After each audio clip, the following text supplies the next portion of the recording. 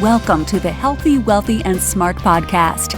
Each week, we interview the best and brightest in physical therapy, wellness, and entrepreneurship. We give you cutting-edge information you need to live your best life, healthy, wealthy, and smart.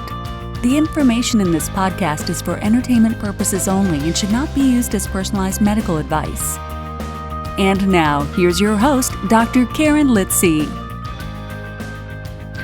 Hey everybody, welcome back to the podcast. I am your host, Karen Litzy, and in today's episode, I am sort of re-airing a Facebook and Instagram Live that I did last Wednesday with Dr. Mark Milligan, all about telehealth. So a little bit more about Mark. He is a board-certified, fellowship-trained orthopedic physical therapist. He specializes in the intelligent prevention and treatment of all human movement conditions.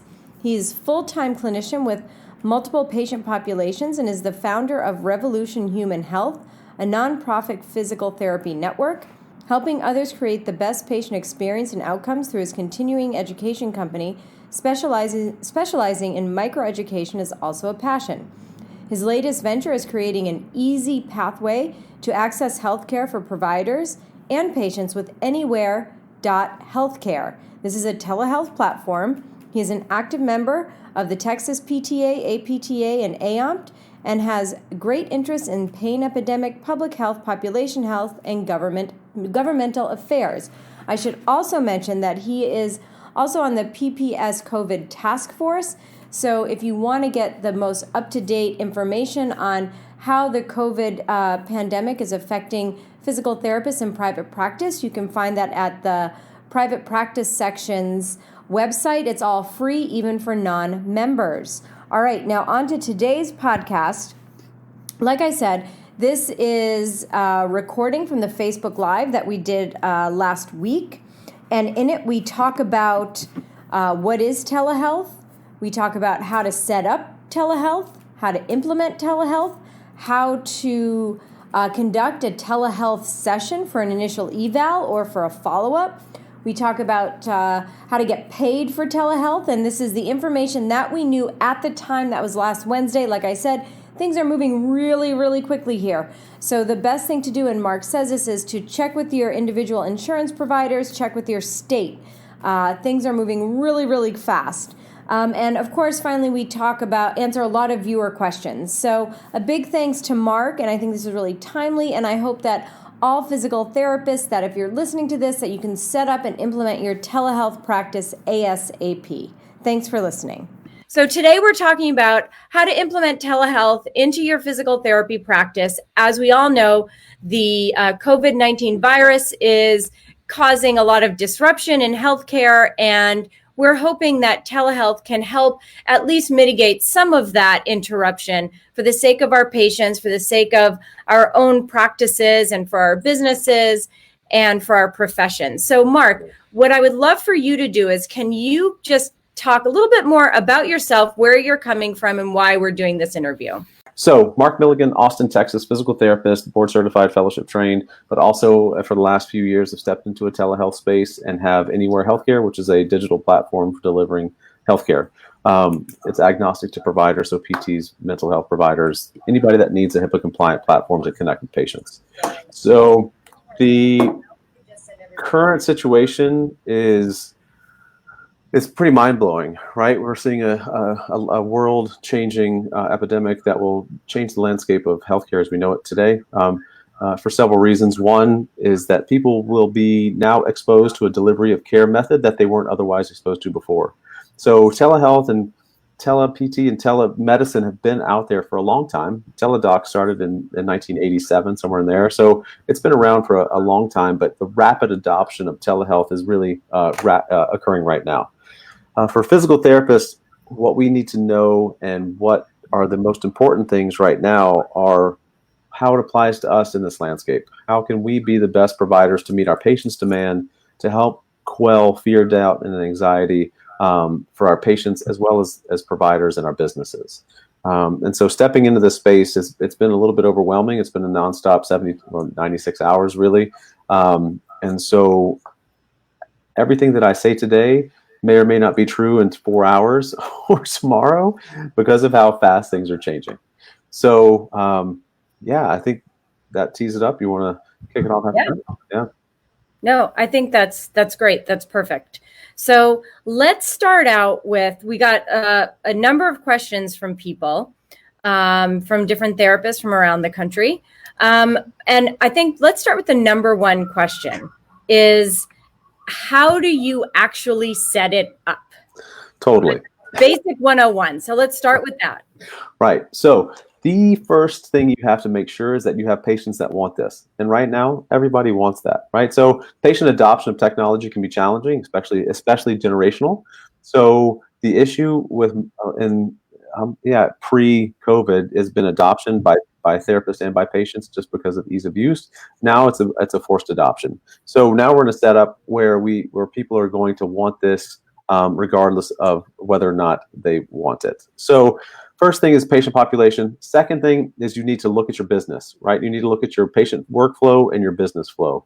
So you need to have the appropriate, from a business standpoint, you need to have a liability to make sure that you're covered in the telehealth space. So in my experience over the past few years, almost every liability insurance doesn't see telehealth as a different delivery mode for physical therapy.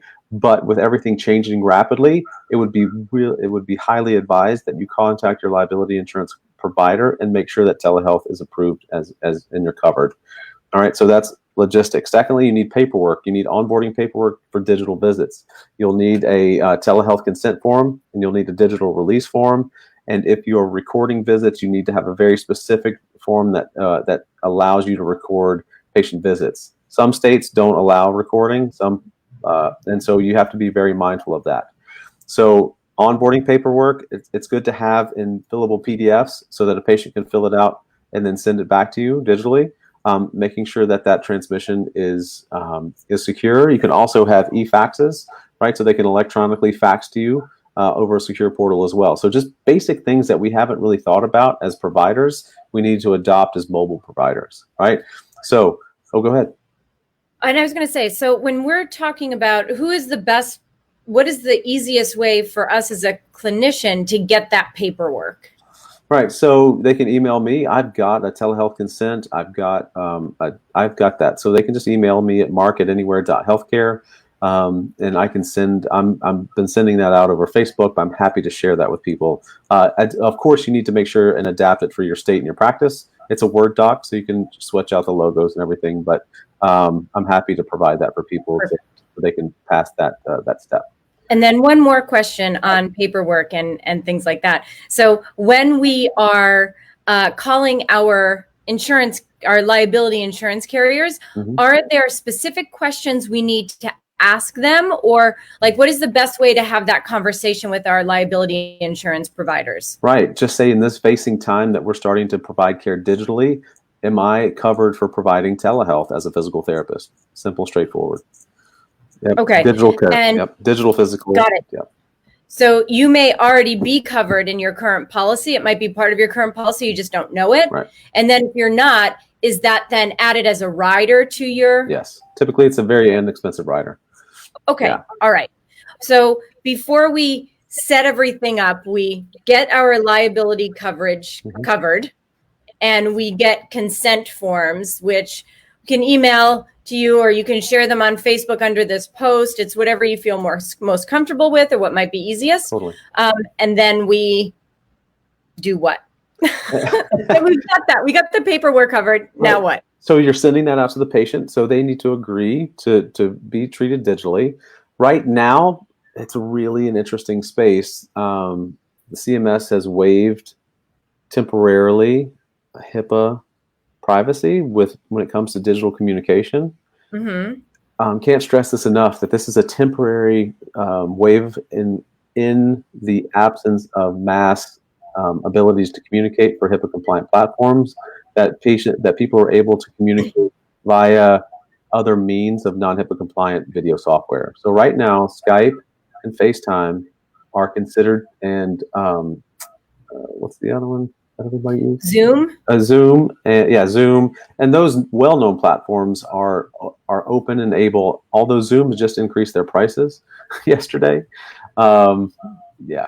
so I would argue that you could use what's free and what's available right now in preparation. As you prepare after this is over, you'll need to go back to HIPAA compliance. So in the immediacy, video platforms are readily available across all. You cannot use public-facing video platforms like TikTok or other things that mass put out your video. Or Instagram Live or Facebook Live. You can't have your patient you can't have your patient treatment sessions over live video. Right. It sounds obvious, but you never know what people will do, right? Okay. You can do a giant group session. You can just do a giant group session. Mm-hmm. We're going to train everybody on the East Coast of America on a Facebook Live. Yeah. Okay. Right. All right. So good to know. So no social media lives like we're doing right now. Right. But for the time being, during this outbreak, we can use FaceTime. We can use Zoom. We can use Facebook, Zoom, Skype. Right. Totally. Okay. And you need to make sure that in your notes and documentation for your intake software or your intake paperwork that that the patient is waiving their HIPAA rights during this time due to the COVID outbreak, and you are using this unsecured software, and you will return to it as soon as possible, right? Okay. So this is a window. This isn't something that will last, and so you need to note for your own CYA that you acknowledge the existing COVID scenario, and that you will prepare for post that with a compliant platform. Yeah. Okay. Yeah. So on the technology side, it's really easy because you can plug and play as long as you get someone's. If they have an iPhone or if they have Skype, easy setup, you can connect technology there. So once you get the form signed, you have the informed consent, the HIPAA included waiver as well to make sure that they understand that they have to understand and agree to an unsecured network. Okay. Even though you can provide it, some people may not want it because FaceTime, that's all easily hackable, right? So they may not they may not want to agree to that. So you just have to be transparent with them in your services. Okay. Right. Excellent. So once you get that, I mean, it's really a matter of getting the patients, depending on your system, everybody's so different. So if you are a concierge PT and you're practicing out there for a fee for service, cash based, you handle all your own scheduling. When it comes for their time, you just flip them and you just call them on FaceTime, right? You collect their number and you connect that way and you do your treatment, which we'll talk about in a bit. Mm-hmm. Some other scheduling systems, you may have to, type in a telehealth visit in your scheduling system or have some type of demarcation for a telehealth visit versus an in-person visit. And so work with your scheduling software, work with who you work with in order to make sure that that's appropriate so you can have the right amount or the right type of scheduling so you know where to go and what to do and how to bounce it. Billing, again, for the concierge practices out there, this is fee for service. Telehealth doesn't take as long as normal PT, so I have my hourly rate broken down into 15-minute increments because it's roughly about 15 to 30 minutes is an average telehealth follow-up. Evaluations can last 40 to 50 minutes, but it just completely depends. So fee for service, it's really straightforward. You just charge per minute, right? Okay. $1, $1.50, $2 a minute, $2.50 a minute, depending on your price point. Okay. All right. So now let's get into, knowing how to actually set it up. So we've got a lot of these different things. What are some other platforms? I know Anywhere.healthcare, Doxy.me. Yep, Doxy.me, CoView. So Anywhere.healthcare is the platform that I created. It's straightforward. Right now, I'm offering it at $10 a month, unlimited use for anybody for 3 months while onboarding everybody. So to help people get to see patients. Doxy.me actually has a free version where that's a room where people meet. So you can actually sign up. The patient is sent a link. They click on a link and it drops them right in a meeting room. Super convenient, super easy. There's no bells and whistles and it's free right now. So you can do that. I think a couple of other platforms I've seen throughout the Facebook Live, Facebook groups that I'm in, a few platforms are pushing out free entry-level software right now, so it's everywhere. So and you can also use G Suite. G Suite, right? So G Suite, if you have a BAA with Google, you can use Google Meet. Right now, actually, with the HIPAA waiver that's happening right now, you could actually use Google Hangout. That would be another appropriate thing to use, as long as the other person has the G Suite or Google Suite downloaded on their computer.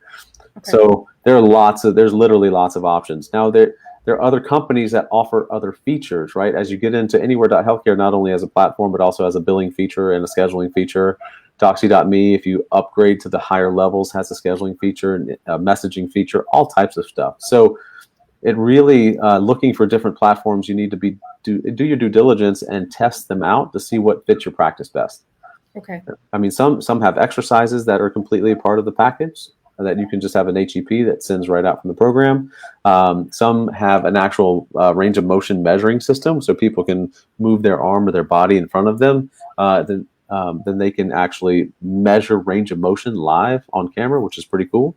So it just really depends on the need for your practice and also the practice size. Got it. Yeah. Okay, so that's a lot of options for people, going from free to low priced to $200 a month for HIPAA compliant Zoom, right? Right. So yeah. Yeah. Okay. So lots of options there for people. So we know we need some onboarding paperwork. We need to call our liability insurance carriers to see if they cover telehealth presently. And if they don't, then we need to ask them to put an addendum on, and they can do that immediately. It doesn't take like 30 days for that to happen, right? Should be immediate. Okay. And so once we have all of the right paperwork and everything, we decide what platform we're going to use. And you just gave a whole bunch of different platforms that people can use. So all of those platforms are pretty easy to set up. And like you said, you send a link to the patient, they drop in, and boom, there you go. And at this time, we can use Facebook and Skype and not Facebook, sorry. Not use Facebook. We can use Skype, regular Zoom, FaceTime, all that. Okay. All right. Now, you may need other equipment, though. You may, depending on your situation, you may need, so some people, a desktop versus a computer or versus a tablet versus a phone all matter, right? So a desktop computer tends to be really well for you to have good communication and see the patient really well. But it's also very challenging for me to move my desktop to show somebody how to get on the floor and exercise, right? So the part of being a digital physical therapist is that you have to be able to move, and your equipment has to move with you. So some people use a selfie stick to demonstrate exercises, right? Some people have one of those little iPhone holders that can be moldable or wrap around something so they can have different angles or show people at different places. So understand that a desktop can be good for this face-to-face interaction and the immediate subjective interview, but maybe moving towards the objective exam or showing the exercise parts, you may want to find or have a different device that's more mobile. So just thoughts for that. And you also need to think about your area or your headphones, your microphone, and your lighting. That can all add or take away from the experience of the digital experience. So making sure that you have those things. I'm old school. I just use the old wired earbuds. When you're on the computer a long time, the wireless can die, right? And then all of a sudden you don't have new headphones. So I'm always a fan of just good old fashioned things that won't die on you after a long day of work. So it's something to think about. You also may want to get a tripod to hold up your computer, or you can get a standing desk. So there's lots of options in that space. But also you have to be considerate of your backdrop. I love your backdrop that you have there in New York, Karen, with the cherry tree. That's all, and cherry blossoms. That's awesome. I just have a plain white wall. Just be mindful of the environment that you're delivering this care in, right? You don't want you to be distracted. You don't want the patient to be distracted. You need to connect with the patient. Some of the key things that you need to think about are the connection that you're going to have with the patient. Something you can do easier face-to-face. It's challenging to get the connection and to have the emotional connection with the patient via digital care. So setting up the environment for not only you to feel safe and that you feel comfortable that no one's going to bust in, but also your patient needs to feel safe in that space too, so they can communicate to you in a free way that their patient information isn't being broadcasted to other people as well. So backdrops, microphones, computers, tablets, all have to be taken into consideration while you're doing this intervention. Okay, thank you. Those are great tips. How about cats? Everybody loves cats. That could help or hurt you, right? Totally. If people love a cat, great. If not, it could be a problem. Or at least they're not allergic to it. If they're allergic to it, it doesn't matter, right? So that's true, right? So pets can help or hinder. It just kind of depends. Totally. Okay, so we've got, let's say now everyone has a better idea of how to set it up. And then the next question I got was how, they said, this is great. Sound isn't great. Yeah, I don't know why the sound's not great on Instagram, but it's going to be out as a podcast as well. So you'll be able to hear full sound tomorrow. Sure. At any rate, I don't know what to do. I could get my earbuds, but as we just said, what if they time out on me? Fancy earbuds too. Yeah. Okay. So let's talk about how do you, what was it? How do you actually execute a session? Yeah. So once you've got somebody on the line, once you've got a patient in front of you, right, we know from our PT history and our PT exam that about 80 to 90% of your differential diagnosis occurs in the subjective.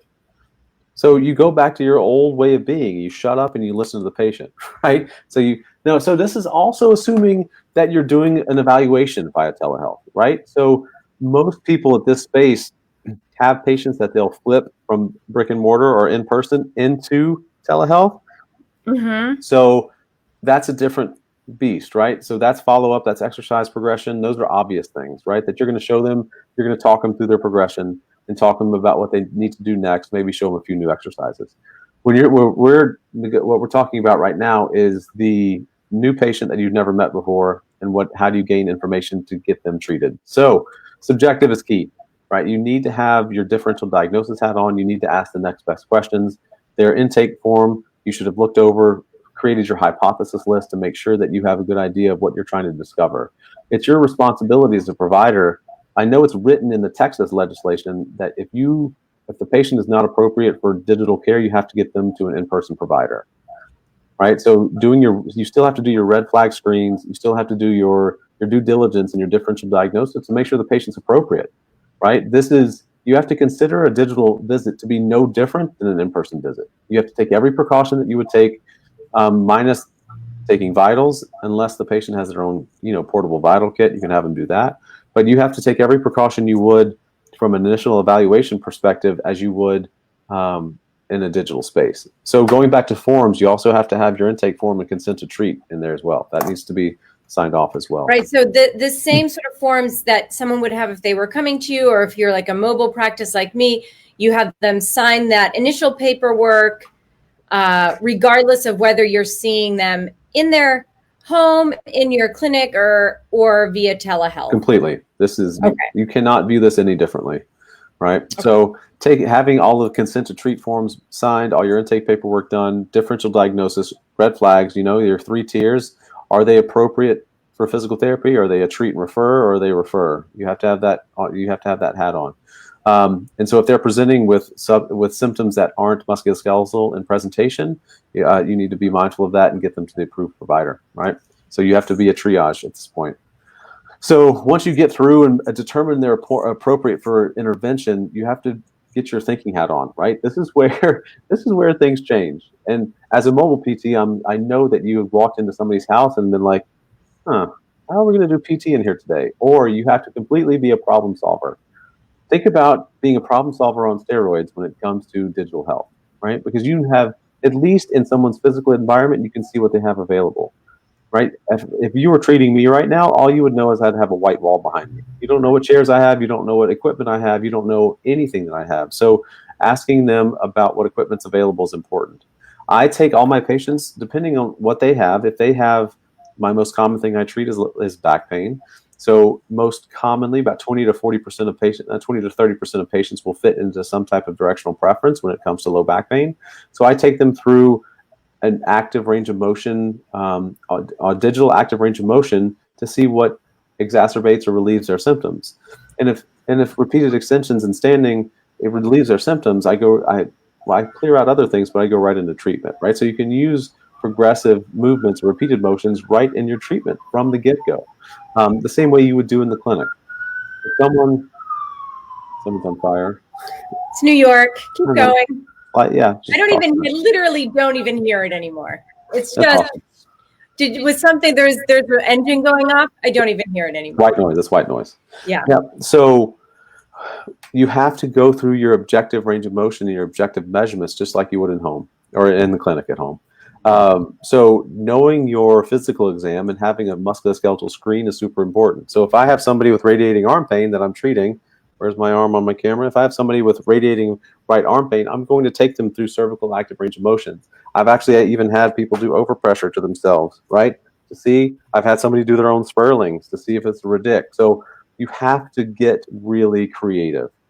Teaching someone how to do a UNLTTA on camera is because you have to back up, right? That's another thing. You have to have visibility and you have to have the ability to see what the patient's doing and also correct them while they're doing their motion.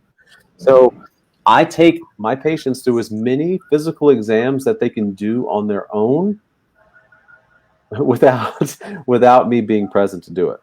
Yeah. So I think it's important to note because my good friend Amy Samala said, can you do this for brand new patients in your practice, or is this just to be used for existing patients? So I think, Amy, we're covering that right now, that yes, Mark is sort of taking us through how he might do an initial evaluation with someone via telehealth. Totally. Now, I think we should probably circle back to billing again and payment. I think we should come back to that. Yeah, I think let's definitely talk about that. And one other thing that I want to make people aware of, Mark, is how you said you want to have space. So not only you want to make sure that not only your patient has space or depth, but that you do as well as a therapist, because you may need to step back to show them something and then come closer. Right. And I often, so I have a flat couch in the back. So I have this couch that's right behind me. So I actually use that. I push my chair out of the way and I show repeated extensions in prone. It's a 7 foot long couch. And I show double knees to chest. And so I mirror exercises for patients. So you cannot do everything verbally. You can't. Could you imagine telling somebody, okay, I'm going to walk you through a single knee to chest with words only? It becomes extremely challenging. So you get up and you move. I just hop on the couch. I'm like, all right, so you're going to lay on your back. You'll grab both knees. You see my hands are on the outside of my knees. The knees are slightly apart. We're going to pull that all the way up until you feel a big stretch in your back. And I show them. I walk through the exercises with them. Same thing with nerve glides, right? If I'm doing a ULTT, I'm going to say I'll bring your shoulder all the way up, like you're going to put those little or ULTCC, that you're going to put the little eye on, right? And then you're going to lift your elbow up and see if that changes it, right? And so you have to walk them through. It's easier for them to mirror you than it is to say, okay, you need maximum shoulder flexion with external rotation, ulnar deviation. Like, you can't do that. Yeah, we know jargon doesn't work. Yes, you can't. And you would never say that if you were face to face with them, you would never just sit there with your arms folded and be like, okay, flex your arm to here externally. Like, it just wouldn't do that. Yeah, you wouldn't do it. I think it's important to know that we can still certainly been well versed in strong verbal communication in this space. Oh, that's nice from Mark. Yes, sorry, there was a delay. Oh, okay. So I think we're good. So Amy said, yes, sorry, there's a delay. She's all the way in New Jersey. So we can forgive the Jersey part. They don't have good service in New Jersey. Yeah, New Jersey. Okay. All right. So I think people get an idea that, yes, this is how you can set this up. You just want to make sure that each of you have enough physical space to do everything that you want to do. That, yes, you can do your initial evaluation. It's all about the subjective, in my opinion, in that initial evaluation anyway. Definitely. And then once you see them for the initial evaluation, as you start progressing them, like you said, it would be like any other exercise progression. You're just not putting hands on, right? But it can be done. Definitely. If you think about the interventions that we do in the clinic that you can apply to home. So I work with people that, they may not have good balance. So safety is a concern in that space, right? So I tuck people in a corner. I show them what it looks like to get into a corner with a chair in front of me, or in front of my couch with a chair in front of me, and teach them how to do single leg stance while having my fingertips on the chair, right? You have to physically show people what to do so they understand it better. Right. And so, like you said, it's about being able to show and speak at the same time, right? Because a lot of the feel, like nerve tension testing, a lot of times you can feel the tension before the symptoms ever get there. So you have to educate somebody that has a really angry nerve, it's a hot nerve, that say, look, we're just going to take this up until you barely feel it, right? We're just going to touch it, and then if you feel it there, you just bring it back down, right? You can't rely on your hands to feel that tension anymore. not that we can reliably feel it anyway, but we want to make sure that we prime the patient for success, right? Communicate expectations.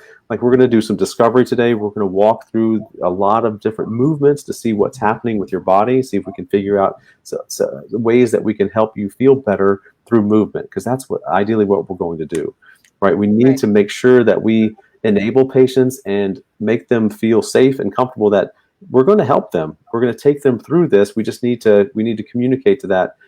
This is going to be something that they should be completely comfortable with. Yeah. Okay. Perfect. All right. Now let's get to the part that everybody really wants to know about: billing. Billing. All right. So someone, let's see. Oh, Mark Rubenstein, Hey, Mark. also from New Jersey. Jersey. He had kind of some of the same questions. No, I'm nothing against New Jersey. Of course, I love New Jersey.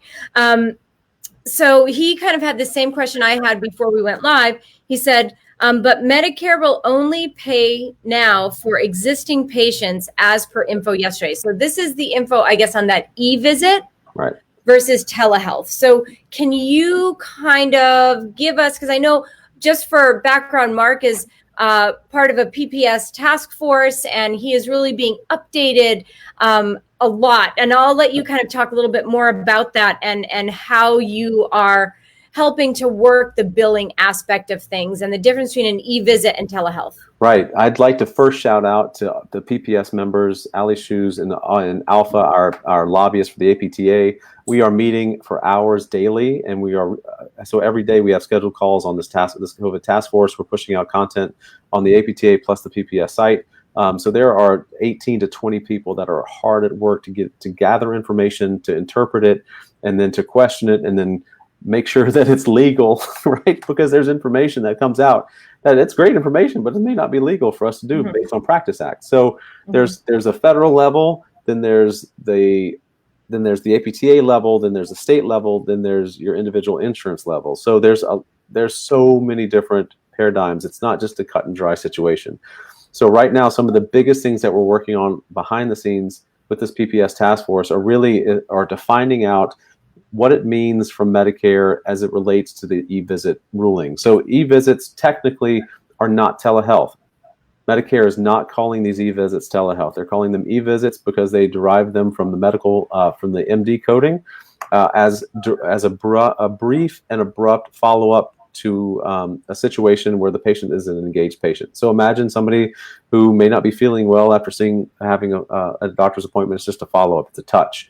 So the e-visit codes right now can only be billed based on time. So they're cumulative time, and they're 3 levels. The max level is 21 minutes to be billed one time over a week. And so you add all the time for 1 week, and over 21 minutes is the third code. And that can only be billed one time in 7 days. There is a question right now about whether or not that code can be repeated the next 7 days. That information has not been gotten yet. We have not had a clear answer on that. So please be patient while we investigate whether or not that code can be repeated the next week. So right now, currently, we are still working on whether or not, now that these e-visits have come out, the question is now whether or not CMS sees us as telehealth providers, which up front doesn't look like they do, but we still haven't gotten the appropriate word from CMS whether or not we are providing telehealth, which they said we're not. So we can't assume anything. But so they said we're not providing telehealth, but we think they won't include us as a telehealth provider, which is extremely important, because if they don't consider us Medicare providers, then we can. Well, I'll wait about Medicare billing Medicare patients. We'll wait to hear what happens. I'll have to have an update on that. Okay. And so right now, we are not approved providers for telehealth for Medicare. And we can bill e-visits with an established patient that has to make contact through a patient portal to the provider to request their e-visit. Now, it's been clarified that you can notify a patient that they have the option of that type of care. You can tell the patient, hey, we're not treating people in person, but you do have the option for an e-visit. Here's how you do it. If you were to choose to have an e-visit, you would go to this part of our website, to your patient portal, and request a visit. So you can prime patients to go utilize that service. Whether or not you can only do that for 1 week or multiple weeks, that's in question. Okay. And a patient portal is not Skype, Zoom, FaceTime, or any of the telehealth platforms. That is not a patient portal. Well, some platforms have a portal. So it has to be a patient portal. So it has to be a place where a patient can log in and request a visit.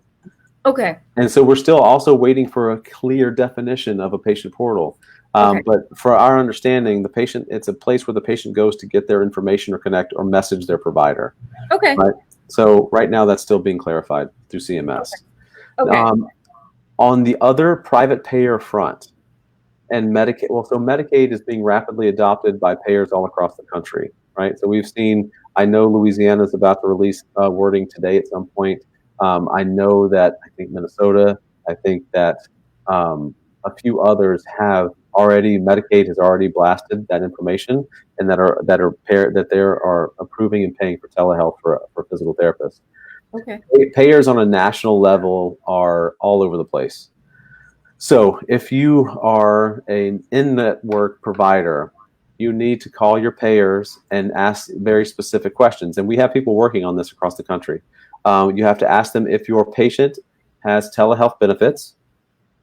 You need to ask them if those benefits are payable to a physical therapist. So if a therapist is a PT, is a payable provider of telehealth services.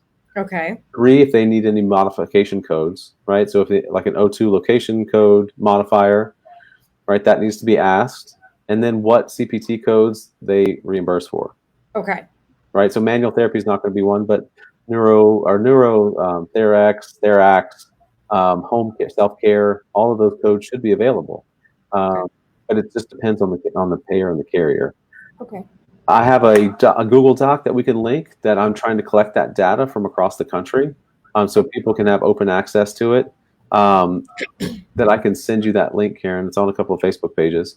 But we're trying to collect that data so people can see. Because and you don't put any reimbursable fees, don't breach your contracts, don't talk about fee for schedule, or your scheduling fees, or your fee schedule. But just put whether or not they pay if it's parity, right? Some states have parity. So here's the kicker. Parity states doesn't necessarily mean payment, right? And this is a very confusing thing.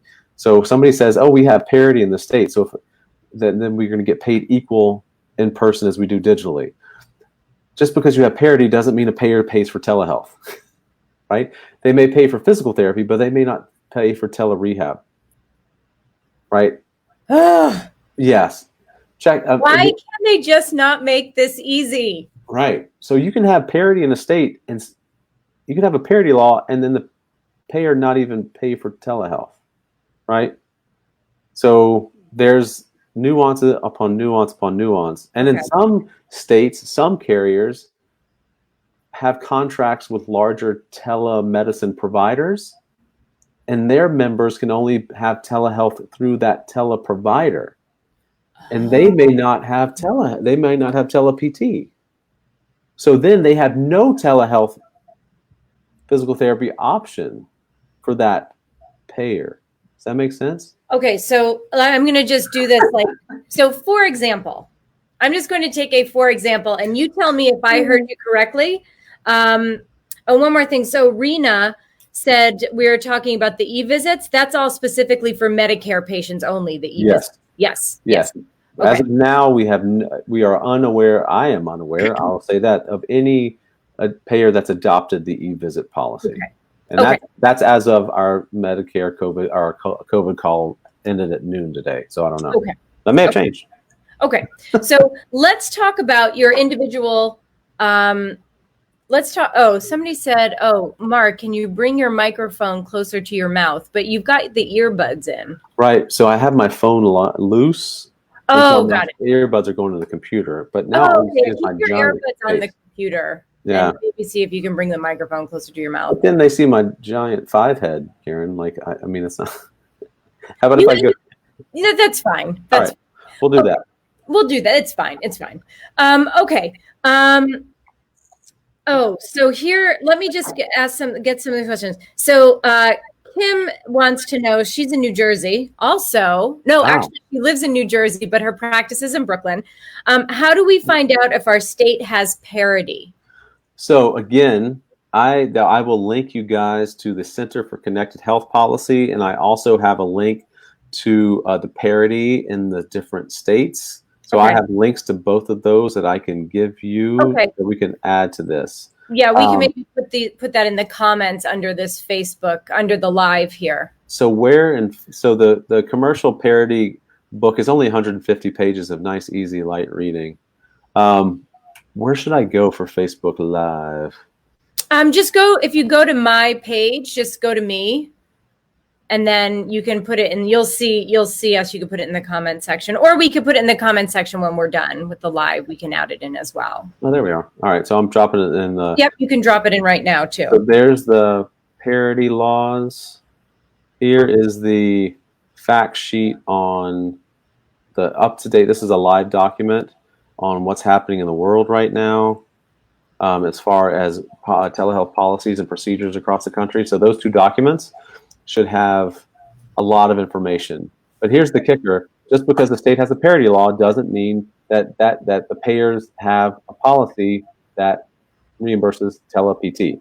Right. So parity, and just to be very clear, parity means because you can do telehealth because you see them in person. So it's like... No, so parity only means payment. So parity means if they have a parity law and they both reimburse for inpatient physical therapy and for telehealth benefits, they pay equal. Say that again. If a payer, say let's say Blue Cross Blue Shield, if that patient has a Blue Cross Blue Shield policy and they have physical therapy benefits and they have telehealth benefits that a physical therapist can provide, they pay equal. Okay. Right. Okay. So it's the same face-to-face as the same. So because a lot of insurances will cut 75% or 50% of in-person versus digital. So it's literally a payment equality clause. I see. Okay. Right. Okay. But you have to call Blue Cross Blue Shield because they may not actually, that patient's policy might not include telehealth. Right. And then even if they have a parity law, you're not getting paid for it. Got it. Right. I got it. It's so confusing. Right. It's so confusing. Kim, I hope that my inability to understand helped you. Can hear Mark fine on Facebook. Oh, Devra Joy Sheldon. She said, is there particular language that needs to be included in the documentation? So when we document the visit, so let's say we know how to set it up. We have the visit. How do we document it?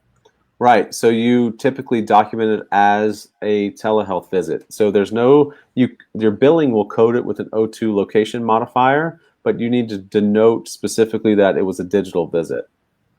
Okay. Yeah, that's so funny. Because we just got a question on what's the location coding for telehealth, and you just answered it. Boom. Perfect. So Abby, I hope that helps you. And can we skip insurance and just bill cash, or has this new e-health stuff messed that up? So that's unsure right now. So the e-visit it's not considered telehealth. By early information, it's not considered to be telehealth. We are still not telehealth providers by Medicare, so that should not impact that. That's my personal uninformed or relatively informed opinion. Please don't take that to anybody else. We're still discovering that.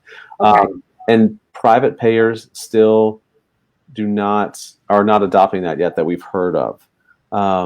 And so you should,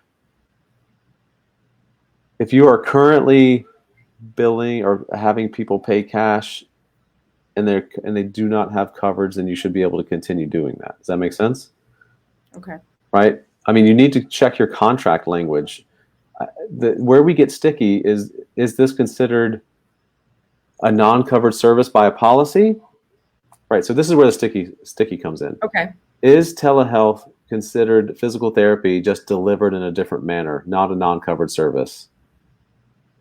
Right. I see. Yeah. Yeah. And so that opinion varies. And so if it's a non-covered service, for Medicare, you can charge cash for that service. Right.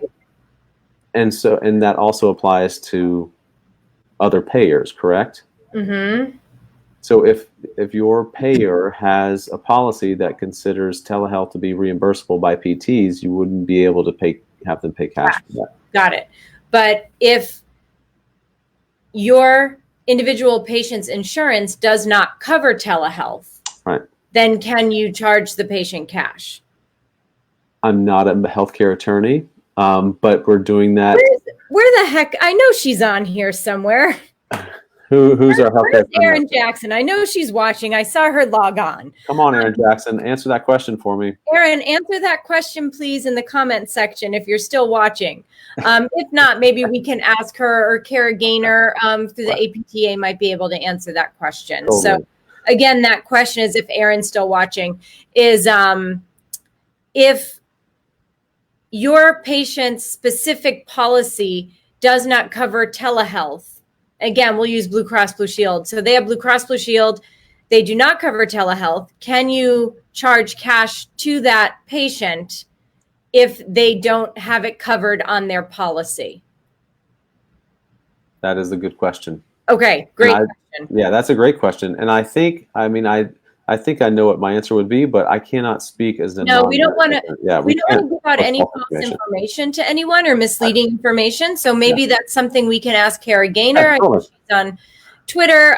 Maybe she can answer that. Or if Erin is still listening, maybe she can pop that into the comment section at some point. So we love having amazing people that are listening that can help. Yeah, exactly. Group effort here. That's what it's taking, because this is a madhouse right now when it comes to legislation and information. So it's all over the place, and apparently, it's just all over the place. We can't information that was.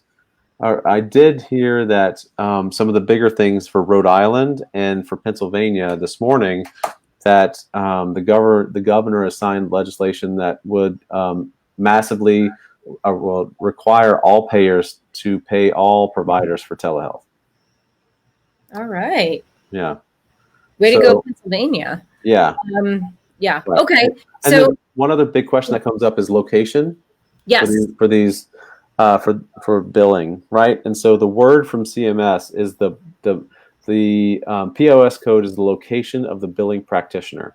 So in the case where remote services are rendered, it does not matter where the corporate address of the billing provider is either, nor does it matter what the beneficiary's address. It matters where the services was rendered. That is where the biller is located. Okay. All right. So when that happens, can you put that into example? So when that happens, let's say, yes. So if you are, New York has parity, right? Or you guys have compact privileges, right? Correct? No, we don't have compact. You don't? I thought you did. No. So let's say you're a large provider and you have multiple states that you are in charge of, or multiple states that you treat patients in, and you're billing Medicare. That the service and the billing and the service location code is the place where the provider is located.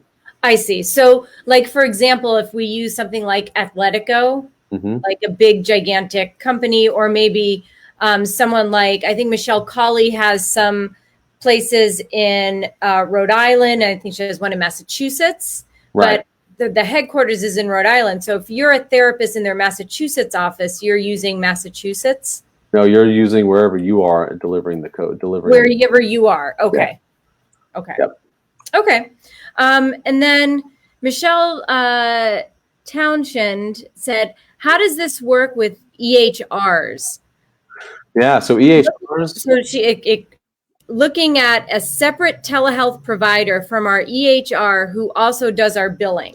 Right. So EHRs, there's only a handful of EHRs in the physical therapy space that offer telehealth as a part of the platform. I think PT Everywhere is a platform that has it built in, and SelfDoc is another EHR that'll be live in the next couple of weeks. They'll have a platform within the 6 weeks, but most of them are standalone, freestanding. So you just have to find the best system that are set up that can work simultaneously with your other systems.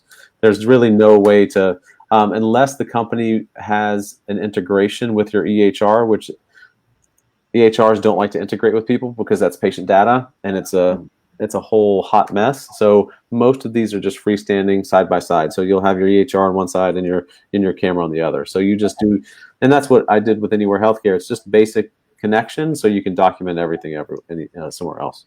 Okay. Yeah. All right. And then Devra says, Mark, my state has parity related to my hospital being FQHC. I do not know what that means. Any insight on that? So what does FQHC mean? Any thoughts? If not, maybe she can. It's a federally qualified health center. Federally, okay.